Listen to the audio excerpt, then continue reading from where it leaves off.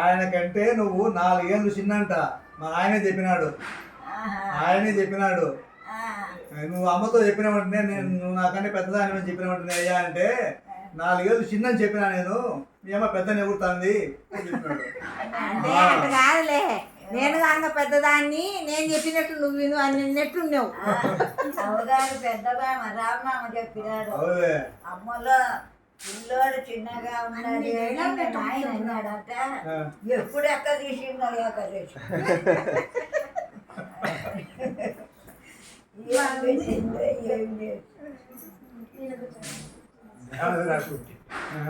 దేవదరాకు పెట్టింటది. నువ్వంటే సీఎల్ మీ నాయన 3 ఆటలు కోసి పెడతా అంటే బాగా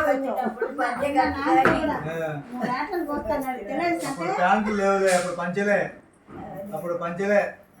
ఇప్పుడు అందరికి ప్యాంట్లు.